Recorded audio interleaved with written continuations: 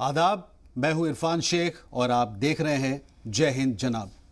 हिंदुस्तान की आबरू, मुल्क का वकार, अमन का जीता जागता नमूना, मोहब्बत का अलमबरदार, वतन की हिफाजत के लिए मुश्किल वसूलों पर जिंदगी गुजारने का जज्बा, अपनी जवानियों और अरमानों को लुटा देने का हौसला, ये किस्से हैं वतन परस्तों के, ये दास्तानें हैं वतन दोस्तों की, ये बातें हैं वतन के मतवालों की, जो मिट्टी के रंग को अपने लहू से रंगीन कर गए, जो गोली की जद पर तन गए सीनों को तान के, जो महाज पर डट गए अंजाम जान के। इन जाबाजों का नाम वफादारी के दायर में बड़ा मोहतरम है। हम उनके नामों पर सियासत की जमी गर्द को साफ कर रहे हैं। हम उजले सफ़ाहात पर स्याही से ऐसी दास्तान लिखने की कोशिश कर रहे हैं जिसे न कोई मिटा सके, न भुला सके, न झुठला सके। हम लोगों को ये सोचने पर मजबूर कर रहे हैं कि आखिर हमें नींद कैसे आती है, हमें चैन कैसे आता है, हमें सुकून कैसे मिलता है, ये जानकर कि मेरे मुल्क के मुहाफिजों के कुनबे परेशान हैं, उनके बीवी बच्चे परेशान हैं, उनके माँ बाप परेशान हैं। हम इन परेशानियों को मज़रे आम पर लगातार ला रहे हैं और ज़िम्मेदारों को बता रहे हैं कि मुल्क के शहीद जाबाजों के ख़ानदानों की देखभाल अब हम सबकी ऐन जिम्मेदारी है। दोस्तों, मैं लगभग 30 साल से इलेक्ट्रॉनिक मीडिया में हूँ, लेकिन मैं कभी भी पॉलिटिकल रिपोर्टिंग में या किसी भी तरीके की क्राइम रिपोर्टिंग में या ह्यूमन इंटरेस्ट स्टोरीज़ की रिपोर्टिंग में कभी भी मैं फंबल नहीं किया। लेकिन मैंने जब जब जय हिंद जनाब का ये प्रोग्राम किया, I do not know why मैं फंबल करता हूँ, क्योंकि इस प्रोग्राम को मैं दिमाग से नहीं दिल से करता हूँ। आप उसके मकसद को देखें, आप मेरे शब्दों पे ना जाएं, आप मेरे फीलिंग्स को देखें। ये पूरे हिंदुस्तान की फीलिंग है। जय हिंद जनाब में आज बात बागपत के लोहारी गांव के रहने वाले पिंकू कुमार की, जिन्होंने 38 साल की उम्र में अपनी जान को मुल्क के नाम पर कुर्बान कर दिया। जब पिंकू कुमार की शहादत हुई, उस वक्त हुकूमत ने भी कई वादे पिंकू के घर वालों से किए, लेकिन वो वादे आज तक पूरे नहीं हो पाए, उन पर अमल नहीं हुआ। ऐसे में अब उनके बच्चों को अपने मुस्तकबिल की फिक्र सता रही है। पहले देखिए ये रिपोर्ट, फिर हम आपसे बातचीत करेंगे।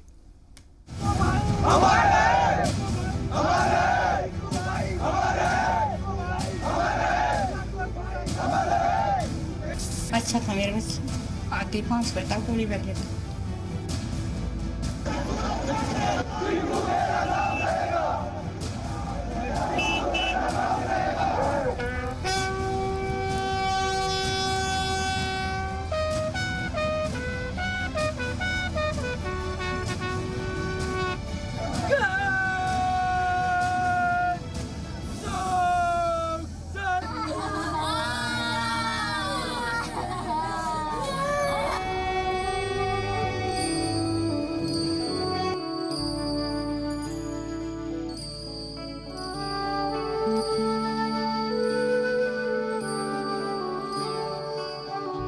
आंखों से आंसुओं का सैलाब उमड़ पड़ता है जैसे ही पिंकू कुमार के बारे में उनकी मां और बीवी से बातों की शुरुआत होती है।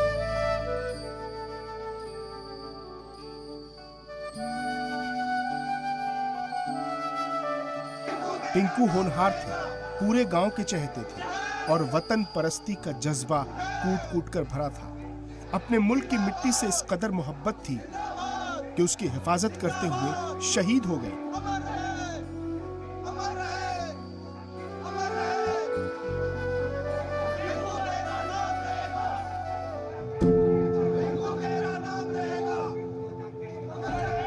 और अपनी जान का नजराना पेश कर वतन की मिट्टी का कर्ज अदा कर दिया।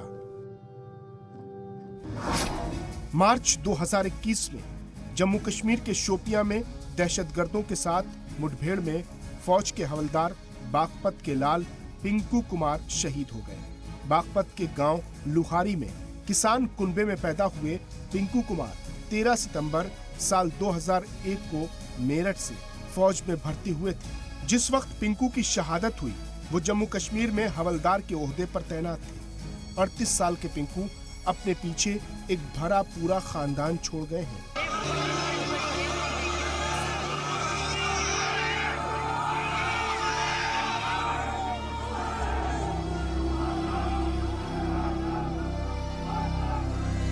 पिंकू की अहलिया, एक बेटा और 2 बेटी हैं।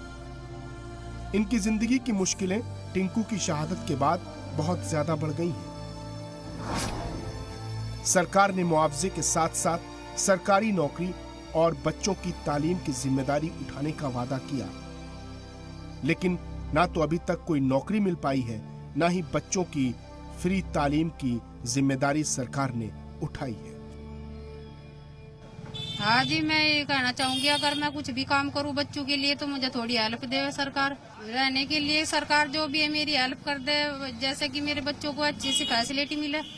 मैं ये बोलना चाह रही, बस बच्चों को सही से फैसिलिटी मिल जाए और मुझे भी कुछ रहने के लिए मिल जाए। और एक नौकरी की जो बात कही गई थी उसका क्या है अब तक? अभी तो उसमें कुछ नहीं मिल रहा भैया। नौकरी के बारे में चल तो रही थी पर अभी कुछ नहीं बोल रहा मुझे। मैं वो नौकरी करना चाहती तो नौकरी करनी चाहूँ। तो अभी तक नौकरी का कुछ सरकार ने नहीं दिया? सरकार का बस इतना था, एक लेटर आता है कहाँ से भागता था नौकरी के हिसाब से। ये बोलता था फिर नाडा करने में ना हमें उसको पता। तो आप चाहते हैं कि उसके भाई को नौकरी मिल जाए तो बच्चों की जिंदगी बढ़ जाए। हाँ, इतना नहीं। आज जो तेल का पंप मिल जाए तो अच्छा हो। ठीक है, ठीक है। भाई तो मांग जाएंगे।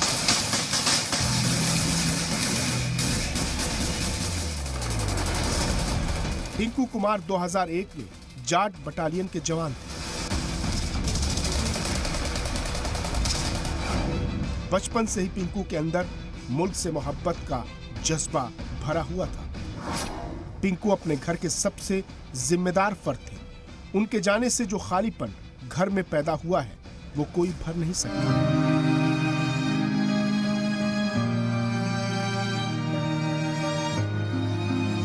लेकिन सरकार ने मुआवजे का मरहम लगाने की कोशिश की। मुआवजा मिला भी, लेकिन आज भी पिंकू के घर वालों को उनके बच्चों के मुस्तकबिल की फिक्र सता रही है, क्योंकि ना तो शहीद के बच्चों का दाखिला फ्री में हो पाया और ना ही अब तक खानदान के किसी फर्द को नौकरी मिल पाई है। ऐसे में कुछ सालों बाद जब मुआवजे की रकम खत्म हो जाएगी, तब बच्चों और घर वालों का क्या होगा ये कोई नहीं जानता। बस साथ से यही है कि बच्चों के लिए सरकार मदद करे, जो भी कुछ उनकी लिखाण पढ़ाने की, उनके खर्चे की, भाई कमाने वाला तो रहा नहीं और हम भी बड़े ही हो गए। तो सरकार उन बच्चों की मदद करे, उनकी नौकरी आगे चल कर नौकरी भी लगे, उनके पढ़ने की सुविधा भी दे। आपके भांजा भांजी, हाँ, वो कहाँ रह रहे हैं, कब तक वहाँ रहेंगे, उनका क्या है मामला? वहाँ पे गवर्नमेंट ने, ये आर्मी ने दिया 2 साल के लिए सेपरेट क्वार्टर। उसके बाद है सेल्फ। अच्छा, अगर इनकी अक्षमता है तो ये कहीं किराए विराए पे या बनाओ, कैसे भी करो, बाकी गवर्नमेंट देगी तो हेल्प हो जाएगी बच्चों की। सरकार से मेरा तो यही है, यही हमारी बहन है, इनको नौकरी दे दे और जब तक बच्चे बड़े नहीं होते उनके लिए रहने का कुछ न कुछ आवास का प्रबंध करें।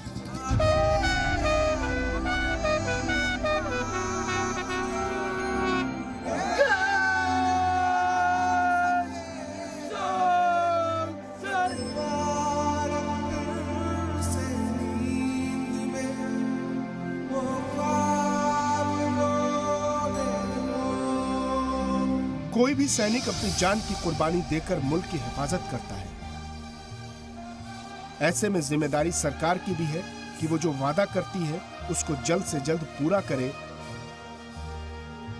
ताकि न सिर्फ फौजियों के घर वालों को बड़ी राहत मिले, बल्कि इससे उनकी परेशानी दूर हो।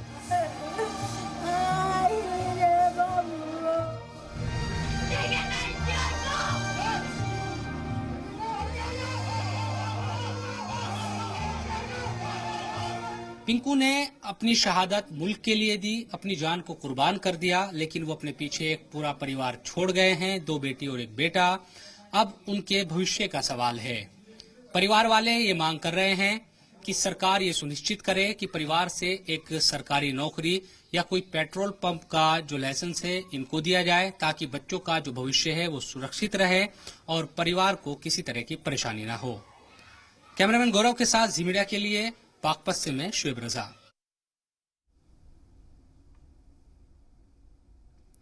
ये मुल्क है तो हम हैं, ये मुल्क नहीं तो हम नहीं, इसी जज्बे के साथ लाया गया है जय हिंद जनाब। इतनी खुशामद, क्या साष्टांग प्रणाम करना पड़ेगा। जो लोग शहीद हुए हैं उनके घर वालों के लिए अगर हम मदद मांग रहे हैं तो क्या गुनाह कर रहे हैं? क्या इस मुल्क में जितने भी लोग हैं जो सियासत में हैं, क्या इस बात को टॉप प्रायोरिटी पे नहीं ले सकते हैं? इन्हीं सब मुद्दों पे चर्चा करने के लिए हमारे साथ केपी मलिक साहब हैं, बीजेपी एमएलए हैं बागपत से। हमारे साथ रिटायर्ड कर्नल संतपाल राघव साहब हैं, डिफेंस एक्सपर्ट हैं, वो भी जुड़े हुए हैं। निकिता चावला पॉलिटिकल एनालिस्ट हैं, उन्होंने इस प्रोग्राम को देखा, उन्होंने ये मुनासिब समझा कि बाहर से बात ना करें, इसमें पार्ट ऑफ द टीम बन के इन्वॉल्व होके इस पर काम करें। I am really thankful to you कि आप आए। हमारे साथ शबनम भी हैं, ये भी बहुत कुछ कहना चाहती है, पूछना चाहती है। Thank you Shabnam for being a part of this programme. सबसे पहले मैं सवाल पूछूंगा केपी मलिक साहब से। मलिक साहब, क्या आप मेरी आवाज़ सुन पा रहे हैं? हाँ, बिल्कुल सुन रहा हूँ। क्या करें इस प्रोग्राम को करके मैं हर बार हमें सुन रहा हूँ। जी, मुझे हर बार ये प्रोग्राम करने के बाद ये लगता है कि ये रिजॉल्व क्यों नहीं हो रहा। मैं ये चाहता हूँ कि हर बार प्रोग्राम करें, जिन लोगों को मदद चाहिए वो रिजॉल्व हो जाए और उसके बाद इस तरह के इश्यूज़ मेरे दफ्तर तक ना आ पाए। लेकिन ढेर पड़ा हुआ है, बहुत सारे फाइल पड़े हुए। How can we resolve it? क्या कुछ आप सजेस्ट कर सकते हैं? सबसे पहले तो मैं जी सलाम का आभार व्यक्त करता हूँ, धन्यवाद करता हूँ। आपने ऐसे लोगों की चिंता की जो वास्तव में इसके हकदार हैं। साथ के साथ मैं ये भी बताना चाहूँगा, मैं आपकी बात अभी सुन रहा था, मैं ये भी बताना चाहूँगा कि जब पूरे अंतिम संस्कार से लेकर मैं 13वीं तक पूरे सफ़र में मैं साथ रहा हूँ। आवाज गूंज रही है शायद मेरी? नहीं, आवाज आ रही है आपको? आवाज बिल्कुल आ रही है, वेरी लाउड एंड क्लियर। आप बोले, ऑलमोस्ट 140 कंट्रीज में आपके प्रोग्राम को देखा जा रहा है। आप बोलें प्लीज, गो अहेड। बिल्कुल। तो मैं पूरे अंतिम संस्कार से लेकर 13वीं तक साथ रहा हूँ। मैं जब इनको एक आर्थिक मदद के रूप में 35 लाख रुपए उनकी पत्नी को और 15 लाख रुपए उनके गार्जियन को यानी माता पिता को दिए गए थे, तब भी मैं शामिल था इसमें। अभी इनके यूनिट ने प्रशासन के माध्यम से कागज मांगने की बात की है। अगर कहीं कमी है तो इनकी देरी हुई है, तो ये कागज उपलब्ध नहीं करा पाए, वो थोड़ी देरी हुई है मेरी जानकारी के अनुसार। मैं ये भी बताना चाहूँगा कि मैं इनको सम्मान देने के लिए, पिंकू दांगी को सम्मान देने के लिए एक गांव में एक गेट बनवाया शहीद के नाम पे। साथ के साथ जो रोड निकल रही है इस गांव को होते हुए टच करती हुई, उसको भी मैं शहीद उसके मुख्यमंत्री जी के माध्यम से शहीद के नाम पे, पिंकू दांगी के नाम पे उसका नामकरण करने की सिफारिश की है। जी, शहीद पिंकू कुमार के परिवार वाले भी हमारे साथ जुड़े हुए हैं। शोएब, क्या आप हमारी बात करा सकते हैं उनसे? क्या कहना चाहते हैं, जरा पूछिए। बिल्कुल जी बिल्कुल। जो शहीद की पत्नी है कविता जी, वो भी हमारे साथ है। इनके भाई है, खुद फौज में थे, धर्मेंद्र जी, वो भी हमारे साथ है। तो कविता जी से ही जान लेते हैं, जो विधायक जी कह भी रहे हैं कि रोड बनी है और जो वादे थे वो पूरे हुए हैं। कविता जी ये बताएं कि आपको मुआवजा तो मिल गया ना? अभी तो जी मिल गया। हाँ जी, मुआवजा। और जो नौकरी की बात थी, क्या वो पूरी हो पाई? उसमें कागज में देरी हो रही है, विधायक जी कह रहे हैं। कोई सड़क बनी है क्या या बनने जा रही है? कोई गेट बना हो गांव में शहीद के नाम से? नहीं जी, जो ना सड़क बनी जी, ना गेट बना जी। अच्छा, हाँ जी, कोई गेट नहीं बना। नहीं जी। और क्या परेशानी, किस तरह की दिक्कत आप क्या देख रहे हैं कि जो फ्यूचर है बच्चों का, उसमें नजर क्या आ रहा है? क्योंकि जो पिंकू जी थे वो उनकी शहादत हो गई, अब आपके कंधों पर एक तरीके से जिम्मेदारी आ गई है, और जो बात हमें बता रही थी आपकी, एक डर सा लगा रहता है फ्यूचर को लेकर, क्या वो डर है? आप बताइए। जी सलाम के तमाम दर्शकों को, विधायक जी की भी साथ है, तमाम लोग साथ है, तो बताएं कि क्या आप लोगों को क्या चाहती हैं आप? जी मैं अपने बच्चों को पढ़ने लिखने के लिए, और मुझे कोई नौकरी मिल जाए अच्छी सी, जिससे कि मैं अपने बच्चों की परवरिश कर सकूं। अभी बच्चे कहाँ पढ़ाई कर रहे हैं? कितनी फीस जा रही है? कोई फ्री में हो पाया एडमिशन कहीं? नहीं जी, आर्मी स्कूल में पढ़ रहे जी बच्चे, और उधर फीस 2,500 रुपए महीने के लगभग है जी। दो बेटियां पढ़ रही है आप? हाँ जी, 2 बेटियां। तो 2,500 रुपए महीने में जा रहे हैं। तो कहाँ, मेरठ में पढ़ाई कर रहे हैं? हाँ जी, मेरठ में। तो मेरठ में अपना कोई रहने के लिए आपका घर है या किराए पे आप रहती हैं? कहाँ रहती है और क्या आगे है? अब तो जी मैं आर्मी कैंट के अंदर रह रही जी, 2 साल के लिए मुझे क्वार्टर मिला, उसके बाद मैं जो आर्मी वालों ने निकाल दी तो क्वार्टर से अभी मेरा कोई घर नहीं है। कोई घर नहीं है वहाँ पर? अच्छा, पढ़ाई मेरठ में ही होनी है? हाँ जी, मैं सोच रही कि मेरे बच्चे अच्छे से पढ़ लिख पाए और मुझे कोई नौकरी भी मिल जाए, तो मेरठ में ही आसपास में बच्चों को पढ़ा भी लूँ और उनकी देख रेख भी कर लूँ। बेटा कितने साल का है आपका छोटा? जी मेरा बेटा 14 महीने का है जी। अच्छा, उसकी पढ़ाई का अभी 2 साल बाद शुरू हो जाएगा? हाँ जी, उसकी पढ़ाई का भी हो जाएगा। तो मैं सरकार से गुजारिश कर रही कि मेरे बच्चों की पढ़ाई थोड़ा माफ कराए, और मैं अपने फीस माफ कराए, और मैं अपने बच्चों को अच्छी से शिक्षा दे पाऊँ, और उनको रहने के भी लिए अच्छी जगह मिल जाए, ऐसे कि मैं अपने बच्चों चैलेंज है। देखिए, यहाँ 2-3 बातें जो समझने लायक है वो ये है कि ये परिवार ये चाहता है अब, क्योंकि शहादत हुई है पिंकू की, देश के लिए, मुल्क के लिए, इन लोगों को फख्र भी है उनकी शहादत का, लेकिन बच्चों का जो मुस्तकबिल है, जो फ्यूचर है, उसको लेकर जरूर फिक्र मंद है कविता जी, क्योंकि 2 बेटियां अभी मेरठ में पढ़ाई कर रही है, रहने के लिए अभी आर्मी ने 2 साल के लिए क्वार्टर दिया है, लेकिन 2 साल के बाद क्या होगा, कैसे मेरठ में वो रहेगी, इसको लेकर कोई भी एक तरीके से कोई रोड मैप या कोई इस तरह की सिचुएशन क्लियर नहीं है, ये कविता जी कह रही है। इसके अलावा जहां तक नौकरी की बात है, तो कविता जी का ये कहना है कि उन्होंने इंटर तक पढ़ाई की है, तो इसी लेवल की कोई उन्हें नौकरी मिल जाए जिससे हर महीने उन्हें इतनी तनख्वाह आती रहे कि घर का गुजारा सही से चल सके। मुआवजे की जो रकम है उसको लेकर जरूर कविता जी कहती है कि शुरुआती तौर पर वो मरहम है, लेकिन 35 लाख या 50 लाख की रकम इतनी बड़ी रकम एक नहीं है होती कि पूरी जिंदगी बच्चों की पढ़ाई का या घर के गुजारे का, घर खरीदने का, तमाम जो जरूरतें हैं वो पूरी हो जाए। मलिक साहब जी, कोई एश्योरेंस, कोई टाइम फ्रेम? मैं ये भी बताना चाहूँगा, 10 लाख रुपए का और प्रस्ताव गया है, जो इसके अलावा ये मेरी बहन मेरठ में रहती है, इनको जानकारी नहीं है कि गेट की भी प्रक्रिया पूर्ण हो चुकी है और रोड का नामकरण होने के कगार पे है उसमें, तो मेरठ रहने की वजह से। और इसके अलावा मैं दांगी के परिवार वालों से, यानी माता पिता से, एक बार नहीं 2-3 बार जब भी मैं गांव में गया तो मैं उनसे मिलने गया, यही जानने के लिए कि मेरे लायक, प्रशासन के लायक कोई बात हो, कृपा करके मुझे बता दें आप। कर्नल साहब, आप हमारे साथ जुड़े हुए हैं, संतपाल राघव साहब जी, आपने देखा, आपने इस स्टोरी जी, चैनल को सैल्यूट करता हूं और आपको सैल्यूट करता हूं। आपने ये बहुत ही अच्छा मुद्दा और बहुत ही अच्छा प्रोग्राम किया है। नंबर 2, शुक्रिया।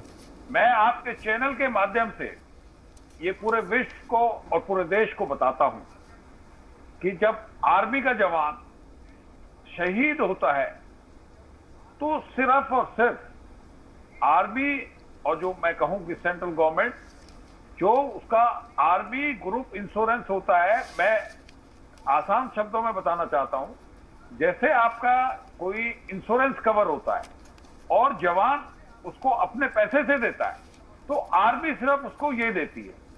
मैं विधायक जी का बहुत ही शुक्रिया अदा करता हूं जी, मैं विधायक जी का बहुत ही धन्यवाद करता हूं कि वो इस संकट की घड़ी में उनके साथ रहे। और मैं ये कहना चाहता हूं कि आज के टाइम पे पेट्रोल पंप, गैस एजेंसी जो गवर्नमेंट, सेंट्रल गवर्नमेंट की पॉलिसीज हैं वो अलॉट करते हैं, लेकिन होता क्या है जब वो प्रशासन में आता है तो उनको कहीं जगह नहीं मिलती, उनको कोई व्यवस्था नहीं मिलती। ये एक विधायक और जो स्टेट गवर्नमेंट है ये उनका विषय है, उसमें सेंट्रल गवर्नमेंट भी इनको प्रेशर नहीं डाल पाती। तो मैं ये चाहता हूं कि हर एक स्टेट गवर्नमेंट इसमें संवेदनशील हो, जो उनको सेंटर से सुविधाएं वो मिले।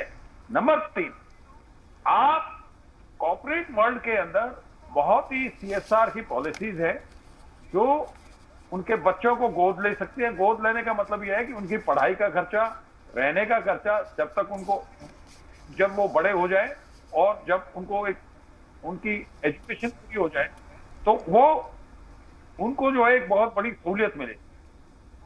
नंबर 4 में जो आपको बताना चाहता हूं कि प्रत्येक सेंट्रल गवर्नमेंट, कुछ एक गवर्नमेंट बहुत अच्छी है जो मैं नाम भी लेने में हिचकिचाऊंगा नहीं। तेलंगाना गवर्नमेंट, जब कर्नल बाबू शहीद हुए थे, उनकी वाइफ को उन्होंने 20 दिन के अंदर एक क्लास 1 अफसर की जॉब दे दी जो उनकी योग्यता के मुताबिक थी।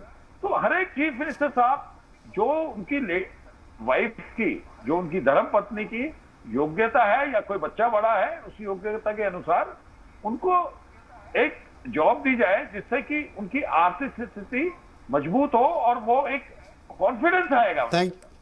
थैंक यू कर्नल साहब। हमारे साथ मोहम्मद इबाद साहब जुड़े हुए हैं। मोहम्मद इबाद साहब लीडर हैं समाजवादी पार्टी के। इबाद साहब, क्या आप मेरी आवाज सुन पा रहे हैं? जी, आपकी आवाज सुन रहा हूं। जी, आपने ये स्टोरी भी देखा और आपने ऑब्जर्वेशन भी सुना। आपको क्या लगता है कि प्रोएक्टिव हैं हमारे गवर्नमेंट की तरफ से जो लोग, जो चुने हुए नुमाइंदे हैं? कैसा रोल है, क्या कमी है, आपका क्या असेसमेंट है? ये सरकार बिल्कुल संवेदनहीन है। ये सरकार किसी के लिए काम नहीं कर पा रही है।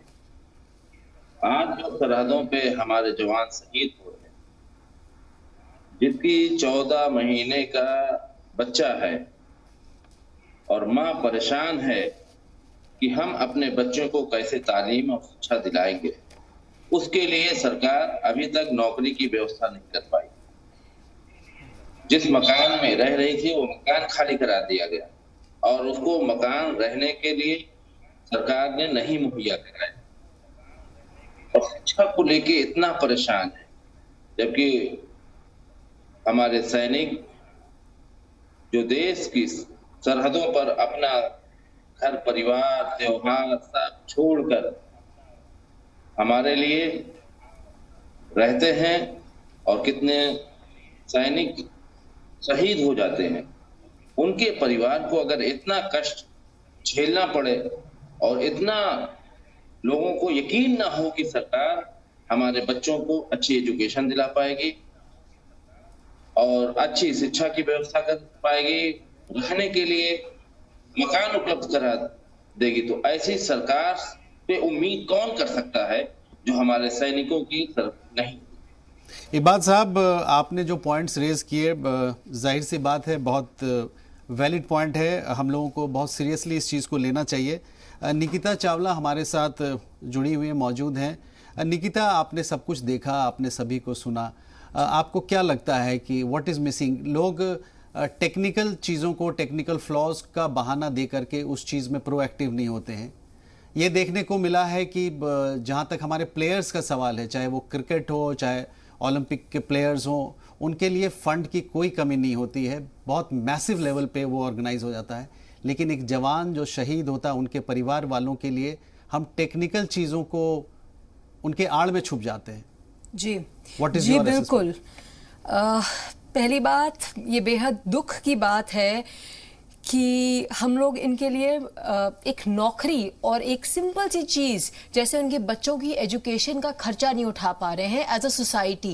ये सारा का सारा ब्लेम, जैसे अभी मेरे पहले जो कह रहे थे, सारा का सारा ब्लेम सरकार पे आप नहीं डाल सकते हैं। इनफैक्ट सरकार ने डिफेंस के लिए बहुत कुछ किया है in the last few years. एक चीज़ होती है कि हम मुआवजे का मरहम लगा के इनको बोल दें कि बस ये सब काफ़ी है, बट ऐसा नहीं है। ये लोग आत्मनिर्भर बनना चाहते हैं। आपने पिंकू जी की फैमिली के बारे में सुना, उनकी बातें सुनी है। उनको डिपेंडेंसी नहीं चाहिए, they want to become independent, and वो कुछ ज़्यादा नहीं मांग रहे हैं। हमारे बिल्कुल आपने सही कहा इरफान जी, हमारे यहाँ पे जब कोई ओलंपिक से कोई युवा मेडल जीत के आता है या कोई स्पोर्ट्स में कोई जाता है तो उसके लिए इनाम, सत्कार, सब कुछ मिलता है। बट यहाँ पे जब एक जवान सैनिक सरहद पे अपनी लाइफ खो बैठता है, उसके लिए हम एक बेसिक सी चीज़ नहीं अरेंज कर सकते? जिस मुल्क में फौजियों की, जिस मुल्क में अपने आर्मी की, डिफेंस की हम इज्जत नहीं कर सकते, वो सूनर और लेटर अफगानिस्तान जैसी कहानी बन जाएगी। एंड हम लोग को इसके लिए कुछ करना चाहिए। So I think what's missing is, जैसा आपने पूछा, कॉर्पोरेट्स हैं, CSR एक्टिविटीज़ हैं, 5% एलोकेट होता है उनके यहाँ से, उनको इस पे स्पेंड करना चाहिए। वो लोग एलोकेट कर देते हैं, बट जब ग्रास रूट लेवल की बात आती है वो लोग सिर्फ एक स्ट्रक्चर या एक ढांचा खड़ा करके छोड़ देते हैं। तो वो जो लास्ट माइल कनेक्टिविटी है, जहाँ तक चीज़ पहुँचनी चाहिए, कभी पहुँचती नहीं है। सो फॉर एग्जाम्पल, कभी अगर जैसे टॉयलेट्स बनाए या कोई स्कूल स्टार्ट किया, तो वो टॉयलेट तो बन जाएगा बट उसमें पानी नहीं आएगा, स्कूल बन जाएगा बट वो रनिंग कंडीशन में नहीं होगा। सो ऐसे लास्ट मिनट चीज़ों के लिए हमें एक अकाउंटेबिलिटी का सिस्टम चाहिए जो तहसील के प्रशासन से लेकर के टॉप लेवल तक जाए, पूरा का पूरा जो बैंडविड्थ है वो कवर हो, एंड इसके लिए कमिटी हो, छोटी कमिटी हो, 5-10 लोगों की हो, बट एक कमिटी ज़रूर हो जो एक रिपोर्ट ले सके कि क्या हो रहा है, क्या जो मदद जानी थी वो गई। एंड ये जो 35 लाख का इनको मुआवजा मिला है, इससे सारी अब ज़िंदगी की ज़रूरतें, उनके 3 बच्चे हैं, स्कूल का खर्चा, रहने की जगह, ठिकाना, अब ये सब कुछ नहीं पूरा कर सकते। जाहिर सी बात है कि 35 लाख में पूरी ज़िंदगी का देखभाल इम्पॉसिबल है, पॉसिबल नहीं है। क्या लाइफ की कीमत सिर्फ 35 लाख थी? नहीं, डेफिनेटली कतई नहीं। और मुझे ऐसा लगता है कि सबको मिल करके एक प्रोएक्टिव एटीट्यूड के साथ मदद करने की ज़रूरत है। हम सभी जितने भी सिटीजन्स हैं, सबको प्रोएक्टिव हो करके इसमें कंट्रीब्यूट करने की ज़रूरत है। और मुझे ऐसा लगता है कि स्कूल को, कॉलेज को सेंसिटाइज करने की ज़रूरत है। युवा पीढ़ी जो है, जिसे हम जनरेशन नेक्स्ट कहते हैं या न्यू इंडिया कहते हैं, उनको अपने साथ जोड़ने की ज़रूरत है। हम इस पे बात करेंगे। शबनम भी बहुत सारे सवाल लेकर के बैठी है, वो पूछना चाहती है। एक छोटा सा ब्रेक लेंगे, ब्रेक के बाद हम फिर से देखेंगे। जय हिंद जनाब, कहीं जाइएगा नहीं। When the heart is full the words are few. मेरे पास शब्द कम है, मैं पूछूं क्या? शबनम हसन बहुत सारे सवाल लेके बैठी है। Shabnam, please go ahead. Mohammad Ibad Sahab, मेरा सवाल आपसे है। आज हम उस मौजू पर बात कर रहे हैं जो शायद यहाँ तक पहुँचना ही नहीं चाहिए था, लेकिन जी सलाम में इरफान शेख साहब ने इस मौजू को समझा, इस दर्द को समझा और ये प्रोग्राम लेकर आए। हजारों की तादाद है शहीदों की, हर एक तक पहुँचने की हम कोशिश कर रहे हैं। ये काम सरकारों को करना चाहिए था। इससे पहले आपकी भी सरकार रही, और उत्तर प्रदेश से कितने जवान आते हैं ये मुझे बताने की जरूरत नहीं है। वहां की जमीन किस तरीके से एक फौलादी जो जवान तैयार करती है वो सबके सामने है, लेकिन उसकी शहादत पर उसके घर वालों को क्या मिलता है? महज कुछ मुआवजा। एक अदना सी नौकरी के लिए दर दर भटकना पड़ता है एक परिवार को। ये कैसे होगा सर?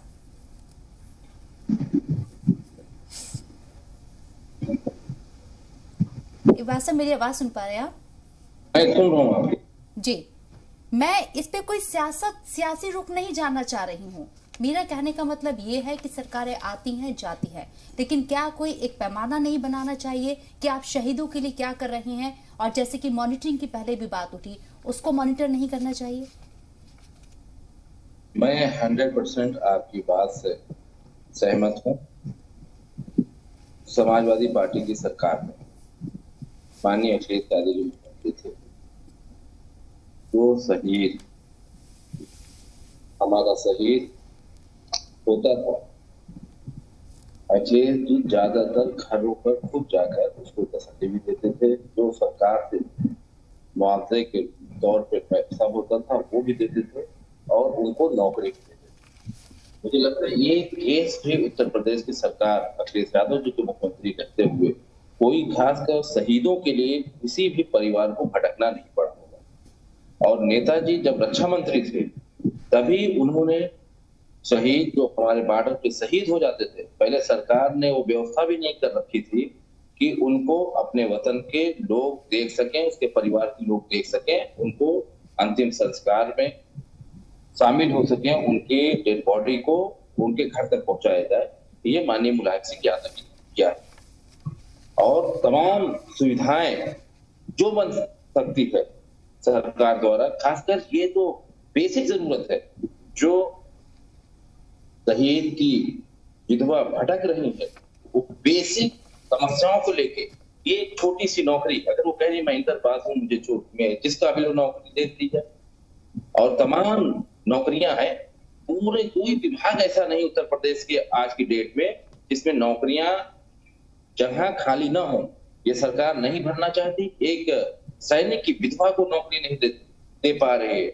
एक मकान जो खाली कराया गया था, वहां के डीएम कप्तान, डीएम को चाहिए था और सरकार को चाहिए था कि उसको कोई रहने की व्यवस्था कर दे। भाई वो छोटा सा बच्चा लेके अगर वो दर भटके तो हमारे लिए शर्म की बात है। और इससे ज्यादा शर्म की बात हमारे सरकार के लिए और खासकर लोगों के लिए नहीं हो सकती कि कोई विधवा, सैनिक की विधवा इस तरह से भटके। ठीक है केपी मलिक साहब, जिम्मेदारी आपके कंधों पर है। आप नुमाइंदे हैं आवाम के, रियासत में आपकी सरकार है। सीधा सवाल आपसे उठेगा। 35 लाख का मुआवजा दिया गया, बहुत जल्द शहीद की विधवा को मुआवजा मिला। ठीक है, आप हर दुख की घड़ी में उनके साथ रहे, लेकिन उनके फ्यूचर का क्या होगा? आपने सुना एक अतना सी नौकरी के लिए वो दर दर भटक रही हैं। आपने कहा कुछ पेपर की दिक्कत है, उसको सॉल्व करने में दिक्कतें आ रही हैं। नहीं सर, मेरा पूरा सवाल सुन लीजिए, मेरा सवाल सुन लीजिए पूरा। आप मेरी आवाज सुन रहे होंगे, मेरी आवाज लड़खड़ा रही है, मैं कैसे बयां करूं? आप उस घर का बेटा चला गया है और हम सिर्फ मुआवजा देकर अपने आप को ये संतुष्टि कर लेते हैं, तसल्ली दे देते कि हमने 35 लाख रुपया दे दिया है। बच्चों की फीस माफ नहीं हुई है, अभी तक नौकरी नहीं मिली है उस विधवा को। सड़क का नाम आपने रखने जा रहे हैं, बहुत अच्छी बात है, वो शहीद को याद किया जाएगा। अरे उस खानदान का, उस फैमिली का, उन बच्चों का फ्यूचर क्या होगा? इस पर आप तवज्जो दीजिए और इस पर आप पहल कीजिए। इस मसले को जल्द से जल्द सुलझाइए। पहले तो मैं मैडम ये कहना चाहूंगा, हम पार्टी की बात ना करें, हम इंसानियत की बात करें, हम इस तरह की कोई बात ना करें यहाँ पे। मैं शायद आप होते जब उसका दाह संस्कार हो रहा था, जब अंतिम यात्रा निकलनी थी करीबन 15 किलोमीटर तक, तब पार्टी कहाँ गई थी? तब हम लोग खड़े थे वहाँ पे। दूसरी बात, ठीक इनके घर के सामने, जो गांव में घर है उसके सामने एक और मौत हो गई थी। मैं उसमें गया, उसके साथ पिंकू दांगी के माता और पिता दोनों से मिला, दोनों के पास मैंने बैठा। और बहन, इतने कोई पता नहीं चलेगा, दिक्कत का एहसास नहीं होगा तो हम क्या करेंगे? अब आज आपने एहसास कराया, मैं विश्वास दिला रहा हूं कि उनकी पत्नी से मिलूंगा, उनके बच्चों से मिलूंगा और जो भी कर सकूंगा ज्यादा से ज्यादा करने का काम करूंगा। केपी मलिक साहब, आपने आश्वासन दिया है और आपको हम बाद में भी पूछेंगे। बिल्कुल। क्या कह रहे हो? क्या कह रहे हो? केपी मलिक साहब, थैंक यू सो मच। हाँ जी, आई एम रियली ग्रेटफुल। मैं बहुत बहुत शुक्रगुजार हूं कि आपने ये एश्योर किया और आपने ये कहा कि आप खुद पर्सनली इस चीज़ को देखेंगे, आप नौकरी देने की जहमत करेंगे या किसी को कोऑर्डिनेट करेंगे। वहाँ पे जो इंडस्ट्री है उनसे बात करके कॉर्पोरेट सोशल रिस्पॉन्सिबिलिटी के तहत आप इंडस्ट्री के जो मैनेजिंग डायरेक्टर हैं या उनके जो सीएमडी हैं उनसे बात करके, मुझे पूरी उम्मीद है, मेरी दुआएं हैं आपके साथ, आप उसको रिजॉल्व करें।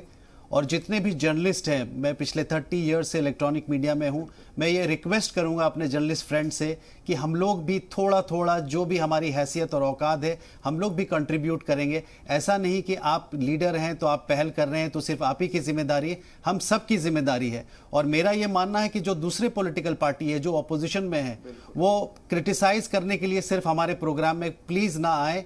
अगर वो कह रहे हैं, क्रिटिसाइज कर रहे हैं अगर गवर्नमेंट को, तो वो ये भी बताएं कि वो अपने तरफ से उन्होंने क्या किया। मुलायम सिंह की पार्टी से जो लोग जुड़े हुए उन्होंने क्या किया, मुलायम सिंह की पार्टी से जुड़े हुए जो लोग हैं जिनकी इंडस्ट्री चल रही है, जाहिर सी बात है वो कुछ ना कुछ काम जरूर कर रहे हैं, तो उन्होंने कितना कंट्रीब्यूट किया, ये सवाल मैं जरूर पूछना चाहूंगा। और मैं रियली शुक्रगुजार हूं कि आपने ये अश्योर किया। मैं एक बार निकिता के पास दोबारा आना चाहूंगा। निकिता, यू आर एक्टिव और आप यूथ से मिलते हैं, आप स्कूल और कॉलेजों में जाते हैं। आपकी तरफ से मैं ये एश्योरेंस चाहता हूं कि आप कितना सेंसिटाइज करेंगे बच्चों को, हमारे फ्यूचर को, कि वो किस तरीके से जुड़े, और कम से कम इतना याद ज़रूर रखें कि कारगिल में जो शहीद हुए थे वो कितने लोग थे, कौन कौन लोग थे। लोग सब कुछ याद रखते हैं, लोग सलमान खान के फैमिली में कितने लोग हैं, शाहरुख खान के फैमिली में कितने लोग हैं, उनके क्या क्या रिश्ते हैं, वो सब कुछ याद रखते हैं। लेकिन हम बिल्कुल सर, मैं आपको ये आश्वासन दिलाती हूँ कि अवेयरनेस जो है, जो जागरूकता है, उसकी तरफ मैं स्टेप्स लूँगी। जब भी आई हैव टॉक्स एंड मैं जाके लोगों से बात करती हूँ, देखिए जब मूवीज़ हैं जैसे सलमान खान की, शाहरुख खान की, सबको पता है, बट मूवीज़ जैसे यूरी वो भी अब सामने आ रही हैं। अभी जैसे आपने देखा होगा कुछ और भी मूवीज़ आई हैं जो आर्मीज एंड जवान को लेकर के अवेयरनेस स्प्रेड कर रही हैं। सो धीरे धीरे अवेयरनेस, धीरे धीरे जागरूकता यूथ में भी आ रही है। मेन स्ट्रीम सिनेमा के थ्रू धीरे धीरे सब कनेक्ट कर रहे हैं। But yes, I assure you, मैं आपको ये बोलती हूँ दैट टू गेट इस टॉपिक के बारे में, इस मुद्दे को उठाना, इसके बारे में बात करना, जितना हम बात करेंगे उतना ये चीज़ आगे पहुंचेगी, उतना बाकियों में इसके बारे में अवेयरनेस फैलेगा, और मैं ये बात उठाऊंगी। कर्नल साहब, क्या आप हमारी आवाज सुन पा रहे हैं? जी जी। आपने देखा कि जी, आपने देखा ये जो इनिशिएटिव लेने की बात हो रही है। मैं ये चाहता हूं कि since you are from the defence background है आपका, क्या हम लोग मिलकर के कोई एक ऐसा टास्क फोर्स बना सकें जो एक ऑटोनोमस हो, which can be definitely monitored by ministry of defence? और क्या इस चीज़ को हम लोग स्कूल के साथ जोड़ सकते हैं, कॉलेज के साथ जोड़ सकते हैं, और अपने अपने स्टेट में क्या उस चीज़ को हम आगे बढ़ा सकते हैं जहाँ पे चीफ मिनिस्टर का दखल हो सके और उनकी ऑफिस से भी हम उसको कोऑर्डिनेट कर सके? Can we really do it, not for the heck of doing a programme, but realistic sense में क्या हम इसको कर सकते हैं? जी देखिए, मैं आपको ये बताना चाहता हूं, जो सेंट्रल की आज पॉलिसी है वो बिल्कुल सेट है। मतलब आज एक शहीद हो जाता है तो उसको आत्मनिर्भर बनाने के लिए पेट्रोल पंप, गैस एजेंसी, ये सब चीजें एक सेंट्रल ने दी हैं। जब वो सर स्टेट गवर्नमेंट में आती है तो स्टेट गवर्नमेंट संवेदनशील नहीं है, प्रशासन संवेदनशील नहीं है। मैं इसका सॉल्यूशन देता हूं सर आपको, आपके माध्यम से। हमको स्टैंडर्ड ऑपरेटिंग प्रोसीजर हो, डीएम साहब को क्या काम करने हैं, प्रशासन को क्या काम करने हैं, और चीफ मिनिस्टर के ऑफिस सिंगल विंडो है चीफ मिनिस्टर साहब की। जो चीफ, जैसे अभी विधायक साहब ने बताया कि वहां पे पेपर में उनको टेक्निकल डिफिकल्टी आई है, मुझे ये बताइए डीएम साहब और सीएम साहब से पेपर बड़ा है क्या? सबको पूरे देश को मालूम है, उनकी वाइफ है, आधार कार्ड है। जब मैं आर्मी का एग्जांपल देता हूं, जब शहादत होती है जवान की, कमांडिंग ऑफिसर पहले रिंग करता है उनके घर पे और अपनी टीम साइड में लगा देते हैं कि वो पेपर वर्क करें, और उनकी बॉडी जब आती है, घर पे आते हैं, फ्लैग दे जाते हैं, और जब तक वो शहीद परिवार रहता है वो यूनिट उनको हमेशा याद करती है। यूनिट का रेजिंग डे है या वो परिवार का हिस्सा है, यूनिट कभी नहीं भूलती। मैं एक चीज और बताना चाहता हूं आपके माध्यम से, यूरोपियन कंट्री, ब्रिटिश कंट्री, अभी मैं बता रहा हूं कोरोना काल से 2 वर्ष पहले सेकेंड वर्ल्ड वॉर के विक्टोरिया क्रॉस झज्जर के अंदर ब्रिटिश आर्मी के ब्रिगेडियर आए थे, उनकी मूर्ति का अनावरण किया वो विक्टोरिया क्रॉस से सुल्तान मेजर बदलू सिंह। आप ये देखें कि ब्रिटिश आर्मी आज सेंसिटिव है, जिन्होंने उनके लिए शहादत दी है। आज सेकेंड वर्ल्ड वॉर के बाद में आपका समय देखिए तो हमारे देश में लोगों के अंदर एक राष्ट्रवाद आएगा, लोगों के अंदर एक कॉन्फिडेंस आएगा, एक अच्छा मैसेज आएगा, और जवान का भी हौसला बुलंद होगा। और ये सब आपका मैं बहुत ही शुक्रगुजार करता हूं जो आपने निकिता जी ने और जो एमएलए साहब ने भी अच्छा दिया है। एक एमएलए साहब डिस्ट्रिक्ट कलेक्टर, आप मुझे बताइए कि बेसिक डॉक्यूमेंट क्या होते हैं? आधार कार्ड होता है, पढ़ाई का सर्टिफिकेट होता है, और इसके अलावा क्या चाहिए सर, आप मुझे बताइए। तो ये सब चीजें जो आपके माध्यम से जा रही है, और इसका मैं यही गुजारिश करूंगा, स्टैंडर्ड ऑपरेटिंग प्रोसीजर होना चाहिए, नंबर 1, नंबर 2, नंबर 3, ऐसे ही चीफ मिनिस्टर साहब के ऑफिस से होना चाहिए। और सेंटर में आज पॉलिसीज है और सारी स्टेट गवर्नमेंट को ये करना चाहिए। मैं एक और एग्जांपल देता हूं, जेड के अंदर राशि बड़ी कम थी जो ये स्टेट गवर्नमेंट हेल्प करती है। हमारे जो पंजाब के जो मुख्यमंत्री साहब थे, उन्होंने जो बाना साहब थे, जो परमवीर चक्रा थे, उनको उन्होंने वहां से राशि दी। लोग संवेदनशील हैं, लेकिन एक आप जैसे जो एनजीओज हैं, जर्नलिस्ट हैं, ये सब आके गवर्नमेंट पे दबाव बनाए, और जो भी डीएम ये काम नहीं कर रहा है उनकी रिपोर्टिंग हो, और ये चीजें जो है चीफ मिनिस्टर साहब की नॉलेज में जाए। हर चीफ मिनिस्टर साहब ये सोचते हैं कि उनको जो है ठीक जवानों को ठीक सम्मान मिले। और मैं एक चीज और बता रहा हूं, गाजियाबाद जैसे शहर में वहां पे जितने भी शहीद हैं, चाहे वो आर्मी से हैं, चाहे वो पैरामिलिट्री फोर्सेस से हैं, या और भी कोई शहीद हुए पुराने, उन्होंने जितने भी इंपॉर्टेंट जगह हैं उनके नाम पे, शहीदों के नाम पे किया है, और कई जगह तो मूर्तियां भी लगाई हैं शहीदों की। तो एक अच्छा, जिन्होंने देश के लिए जो सर्वोच्च बलिदान दिया है, तो उनको ये सम्मान मिलना चाहिए। थैंक यू मलिक साहब। Can you hear me? मैं एक बार आपका फिर से शुक्रिया अदा कर रहा हूं मलिक साहब। मैं ये जानना चाहता हूं कि मेरे ख्याल से आपके लिस्ट में आप कुछ लिख रहे थे, और मुझे ऐसा लग रहा है कि आपके टॉप प्रायोरिटी में आ गया है कि आप चीफ मिनिस्टर साहब से बातचीत करेंगे और डीएम साहब से भी बातचीत करेंगे। एक बार फिर आपसे मैं एश्योरेंस चाहता हूं। नहीं, उनके साथ साथ मैं नहीं उनके साथ साथ व्यक्तिगत तौर से मैं उस बहन से भी मिलूंगा और बच्चों से भी मिलूंगा। अगर उनको मेरी कहीं भी ज़रूरत होगी, मैं बढ़ चढ़ के हिस्सेदारी लूँगा इसके। और एक और मैं जानकारी देना चाहूँगा, बड़ौत नगर पालिका परिषद में मैं चेयरमैन रहा हूँ। वहाँ पे मैंने जितने शहीद हुए हैं उनका शहीद स्मारक बनवाया, और इंडिया गेट के बाद उस बड़ौत मेरी कॉन्स्टिट्यूएंसी में अमर जवान ज्योति जलती है 24 घंटे, एक राष्ट्रीय ध्वज लहराता है। मेरी खुद की आस्था है, पर मुझे इतना मेरठ थे मैं उससे संपर्क नहीं कर पाया। अब आपने जानकारी दी, मैं स्वयं जाके मिलूंगा और सारी दिक्कतों का खुद लेकर मैं समाधान करूंगा। मलिक साहब, मैं सीधा जो शहादत दी है जिन्होंने, उनके परिवार वालों से बात करते हैं।